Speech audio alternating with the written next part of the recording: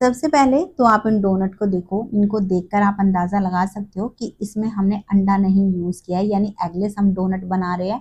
और इन डोनट का टेक्सचर देखो कितना ज्यादा सॉफ्ट, स्पॉन्जी और जालीदार बने, बिल्कुल बेकरी जैसे।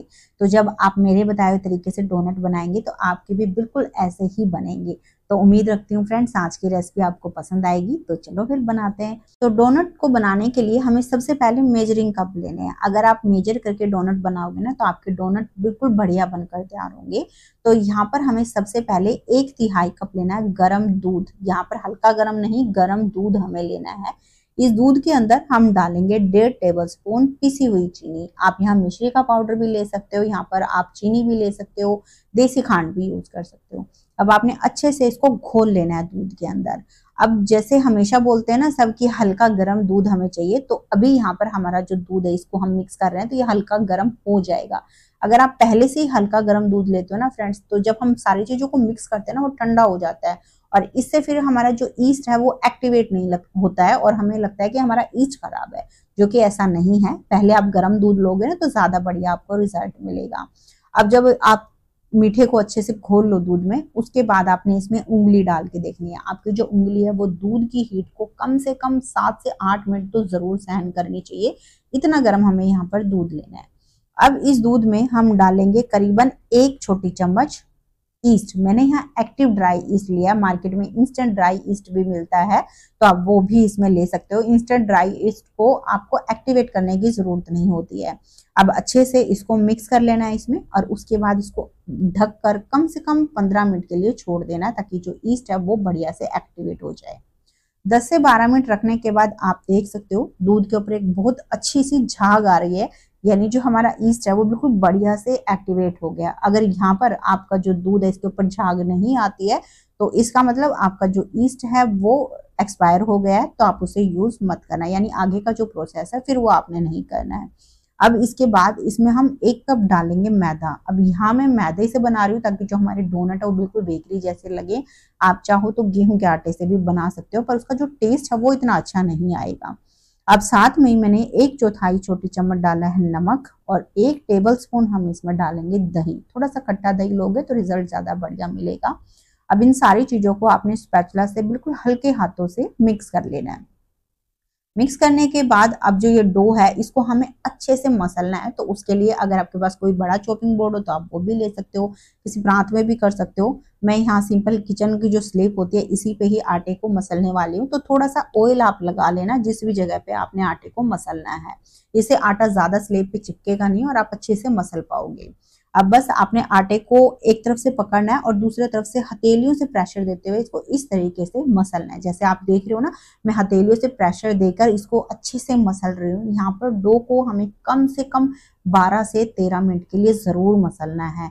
ये सबसे इम्पोर्टेंट पॉइंट है फ्रेंड्स। अगर आप अच्छे से डो को नहीं मसलोगे तो जो आपके डोनट है ना वो सॉफ्ट नहीं बनेंगे, इसलिए थोड़ा सा आपने मेहनत यहाँ पर करनी है।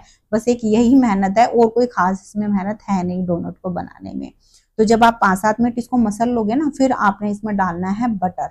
यहाँ मैंने 1 टेबल स्पून बटर लिया, और बटर आपने रूम टेम्परेचर वाला लेना है। इसको डालने के बाद फिर से इसको हम अच्छे से मसलेंगे। यहाँ पर अगर आपको डो को मसलते समय आपके हाथों पे ज्यादा वो चिपकता है या प्लेटफॉर्म पे ज्यादा चिपक रहा है तो आप थोड़ा बहुत ऑयल हाथों पे भी लगा सकते हो और प्लेटफॉर्म पे भी लगा सकते हो, ताकि आटे को मसलने में आपको थोड़ी सी आसानी हो। अब जब आप इसमें बटर डाल दोगे ना तो ये डो हल्का सा और नरम हो जाएगा। जैसे आप यहाँ देख रहे हो, हमने जो डो है वो नरम साइड में गूंथना है, इतना भी नरम मत रखना कि आप उसको हैंडल ही नहीं कर पाओ, क्योंकि कई बार ज्यादा नरम डो लगाने की वजह से भी जो डोनट है वो ऑयली बन जाते हैं। तो थोड़ा सा सॉफ्ट डो हमें यहाँ पर रखना है। जैसे आप यहाँ देख रहे हो नरम है ये डो और मैं इसको अच्छे से हैंडल भी कर पा रही हूँ। तो इस तरीके से बिल्कुल चिकना, स्मूथ और सॉफ्ट सा हमें ये डो लगाना है। तो करीबन मैंने 12 से 13 मिनट इसको मसला है। अब इसके बाद हम बोल के अंदर थोड़ा सा ऑयल लगा देंगे ताकि जो ये डो है ना वो चिपके नहीं। उसके बाद डो को इसके अंदर रखेंगे और अब इसको ढक कर कम से कम आधे से पौने घंटे के लिए रख देंगे ताकि ये हल्का सा फूल जाए। तो करीबन पौना घंटा इसको यहाँ पर रखने के बाद आप देख रहे हो आटा अपने साइज से फूल के अभी डबल हो गया है। तो अभी स्टेज पे आप हाथों पे थोड़ा सा ऑयल लगा लेना ताकि आटे को हैंडल करने में आपको आसानी हो। उसके बाद आपने इस आटे को उठा के प्लेटफॉर्म पे रख देना है या चॉपिंग बोर्ड पे आप रख लो। बहुत ज्यादा नहीं गूंथना है यहाँ पर, सिर्फ आपने इसके एक बड़े से साइज की लोई बना लेनी है और उसके बाद नाइफ पे थोड़ा सा ऑयल या सूखा आटा लगा के हम इस तरीके से इसमें कट लगाएंगे। यहाँ पर आप अपनी पसंद के हिसाब से इसमें कट लगा सकते हो, जैसा भी छोटा या बड़ा आपने डोनट बनाना है ना, उसी हिसाब से आप यहाँ लोई को काट लो। उसके बाद हम एक पोर्शन लेंगे और इस लोई को हम इस तरीके से अंदर की तरफ टक करेंगे। यहाँ पर आपने बस इतना ही ध्यान रखना है कि हमें बिल्कुल चिकनी और स्मूथ बोल ये बनानी है, इसमें बिल्कुल भी क्रैक्स नहीं होने चाहिए। अगर क्रैक्स हैं तो आप उन्हें जो है थोड़ा सा पिंच करके ठीक कर दो। तो अभी आप देख सकते हो इस तरीके से बिल्कुल चिकनी लोई बनानी है। अब इसके बाद हम किसी भी ट्रे पे या थाली या प्लेट या चॉपिंग बोर्ड पे आप एक बटर पेपर लगा लेना और फिर ये लोई उसके ऊपर रखते जाना। अब लोई बनाते समय अगर आटा थोड़ा सा हाथों पे चिपकता है तो थोड़ा सा आप सूखा आटा लगा लेना और फिर लोई बनाना, इससे आपको बनाने में आसानी होगी। बस लोई को रखते समय आप ट्रे में ध्यान रखना कि थोड़े थोड़े गैप में आपने इसको रखना है, क्योंकि जब इसको हम सेकंड प्रूफिंग के लिए रखेंगे तो ये अपने साइज से फूल कर डबल ट्रिपल हो जाएगी। तो जाहिर सी बात है भाई, अगर ज्यादा पास पास रखोगे तो ये एक दूसरे के साथ चिपक जाएंगे और डोनट की अच्छी शेप नहीं आएगी। अब इसके बाद हाथों पे आटा या फिर थोड़ा सा ऑयल लगा के इन लोइयों को हल्का सा हम फ्लैट कर देंगे। अगर बिल्कुल गोल गोल अगर आपको डोनट बनाने हैं तो भाई फिर आप सिंपल ऐसे ही इनको रख सकते हो, पर हमें डोनट की प्रॉपर शेप चाहिए तो इसलिए थोड़ा सा आप इनको दबा देना। आप चाहो तो कोई कटोरी या फिर प्लेट से भी इनको हल्का सा फ्लैट कर सकते हो। अब इसके बाद बस आपने अच्छे से इसको कवर करना है और उसके बाद कम से कम 1.5 से 2 घंटे के लिए गर्म जगह पे रख देना है। अभी तो बहुत गर्मी है, आप इसे किचन स्लैब पे भी रख दोगे तो भी बहुत अच्छे से फर्मेंट हो जाएगा। फिर भी अगर आपके यहाँ थोड़ा सा ठंडा सा मौसम है तो आप किसी ड्रॉअर वगैरह में इसको रख देना, इससे जो आपका आटा है वो जल्दी फर्मेंट हो जाएगा। तो करीबन 2 घंटे रखने के बाद देखो भाई कितने बढ़िया तरीके से हमारे जो डोनट का ये डो है फूल गया है, बिल्कुल गोल गोल हो गया, अपने साइज से डबल ट्रिपल हो गया है। तो अब इस स्टेज पे इसको हमें डोनट की शेप देनी है, तो उसके लिए सिंपल आपको इस तरीके का बोतल का ढक्कन ले लेना, उस पर थोड़ा सा सूखा आटा लगा लेना। उसके बाद हम डोनट के बिल्कुल सेंटर में इस ढक्कन को रखेंगे, थोड़ा सा दबाएंगे और उसके बाद हल्का सा इसको घुमा देंगे ताकि जो डोनट के किनारे है ना उनकी बिल्कुल क्लीन शेप आए। यहाँ पर आपने इधर उधर इनको ज्यादा टच नहीं करना है, नहीं तो ये थोड़े से पिचक जाएंगे। हमें बिल्कुल ऐसे ही फूले फूले डोनट ये रहने देने हैं, तभी हमारे जो डोनट है ना वो बिल्कुल गोलू मोलू बनेंगे। अभी बीच का जो हिस्सा है डो का, आप चाहो तो इनको ऐसे ही फ्राई कर सकते हो तो ये आपके गोल डोनट बन जाएंगे, नहीं तो सिंपल आप इनको भी डोनट की शेप दे सकते हो। तो अब इसके बाद हम बटर पेपर पे इस तरीके से कट लगा लेंगे ताकि हम पेपर के साथ में डोनट को उठा पाए। अगर आप ऐसे ही डोनट को उठाओगे तो जो डोनट की शेप है वो थोड़ी सी खराब हो जाएगी। तो इस तरीके से कट लगा के हम बटर पेपर के साथ में उठाएंगे ना तो जो शेप है वो प्रॉपर ऐसी की ऐसी ही बनी रहेगी।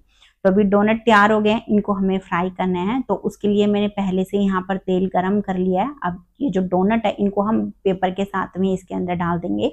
तो अभी तो आपको तेल का अंदाजा नहीं लग रहा है, तो मैं एक छोटा सा जो डो है इसके अंदर डाल के आपको दिखा देती हूँ ताकि आपको अंदाजा लग जाए कि तेल हमें कैसा गर्म करना है। तो आप देख रहे हो जैसे मैंने डो इसके अंदर डाला, इसके साइड में थोड़े से मीडियम से साइज के बबल्स आ रहे हैं। तो बस ऐसे ही तेल में हमें डोनट को फ्राई करने हैं। यहाँ पर अगर तेल का टेम्परेचर बिल्कुल कम हुआ तो जो आपके डोनट है वो ऑयली बनेंगे। अगर बिल्कुल ज्यादा में आपने डोनट को फ्राई किया तो वो ऊपर से फ्राई हो जाएंगे, अंदर से कच्चे भी रहेंगे और आपके जो डोनट है वो सॉफ्ट स्पॉन्जी नहीं बनेंगे। यहाँ पर डोनट जब आप ऑयल के अंदर डाल दो, आंच को आप लो और मीडियम के बीच में कर देना और उनको आराम से फ्राई होने देना। डोनट जैसे ही थोड़ा सा फ्राई होगा वो बटर पेपर को छोड़ देगा, उसके बाद आप बटर पेपर इसमें से निकाल लेना। अब इसके बाद आपने चम्मच से बिल्कुल हल्का हल्का सा इसके ऊपर तेल डालना है। ध्यान रखना फ्रेंड्स, भर के चम्मच नहीं डालना है, बस हल्का हल्का सा आपने तेल डालना है डोनट के ऊपर। अब जब आप इस पर तेल डालोगे ना तो ऊपर की जो सरफेस है थोड़ी सी फ्राई होके फूल जाएगी। जैसे आप यहाँ देख भी रहे हो डोनट बिल्कुल गोल गोल फ्राई हो रहे हैं। तो जब आपको लगे कि वो नीचे से थोड़े से फ्राई हो गए हैं तो आप उनको पलट दो। तो मैं यहाँ पर एक डोनट और इसके अंदर डाल रही हूँ। आप अपनी कढ़ाई के हिसाब से इसमें डोनट डाल सकते हो, बस ध्यान रखना ज्यादा मत डालना क्योंकि इनको फ्राई होने के लिए थोड़ा सा स्पेस चाहिए। तो अभी आप यहाँ देख रहे हो डोनट पे बहुत प्यारा सा गोल्डन ब्राउन सा कलर आ गया। बस इनको हम निकाल लेंगे और निकालने के बाद आप इन्हें किसी छलनी वगैरह पे रख देना ताकि जो इनका एक्स्ट्रा ऑयल है वो निकल जाए। और इसी तरीके से हम बाकी के जो डोनट है उन्हें फ्राई कर लेंगे। यहाँ पर फ्रेंड्स डोनट को फ्राई करने के लिए आपने तेल का जो टेम्परेचर है उस पर जरूर ध्यान रखना है। आपका जो तेल है वो मीडियम से थोड़ा सा कम गर्म चाहिए और उसके बाद ही आपने इसमें डोनट डालने हैं। डोनट को डालने के बाद आंच को आप लो और मीडियम के बीच में करना और इनको बिल्कुल हल्का हल्का सा तेल डाल के जो है फ्राई कर लेना। तो अभी आप देख रहे हो जो दूसरा बैच है ये भी बहुत अच्छे से फ्राई हो गया है, तो इनको भी हम निकाल लेंगे। निकालने के बाद इन डोनट को हमें हल्का सा ठंडा करना है, अभी ज्यादा नहीं ठंडा करना है, बस हल्का हल्का सा ठंडा करना है। उसके बाद हम इसे देसी खांड के साथ कोट कर रही हूँ। आप चाहो तो यहाँ पर कैस्टर शुगर या फिर पाउडर शुगर ले सकते हो। इसमें कोट करने से डोनट देखने में बहुत सुंदर लगते हैं। वैसे आप चाहो तो इसे चॉकलेट के साथ भी गार्निश कर सकते हो, पर चॉकलेट ज्यादातर घर में मिलती नहीं है और उसको गार्निश करने में भी टाइम बहुत लगता है। इस तरीके से जब आप इसे कोट करते हो तो बहुत सिंपल सा तरीका है, ज्यादा मेहनत नहीं लगती है, टाइम भी बहुत कम लगता है और डोनट देखने में भी उतने ही सुंदर लगते हैं। तो अभी यहाँ पर डोनट मैं आपको तोड़ के दिखा रही हूँ। आप देख सकते हो कितना ज्यादा सॉफ्ट स्पॉन्जी डोनट बना है और जब मैं इसको उठा रही हूँ तो बिल्कुल मुझे कॉटन जैसा फील हो रहा है। तो बहुत ही बढ़िया डोनट बनते हैं। एक बार आप इस तरीके से ट्राई जरूर करना और जब आप ट्राई कर लो उसके बाद अपना फीडबैक मेरे साथ शेयर करना बिल्कुल मत भूलना। उम्मीद रखती हूँ आज की रेसिपी आपको अच्छी लगी है। अगर थोड़ी सी पसंद आई है तो प्लीज इसे लाइक करना, शेयर भी कर देना और साथ में ही चैनल को सब्सक्राइब भी कर लेना। तो चलिए फिर मिलते हैं आपसे एक नई रेसिपी के साथ।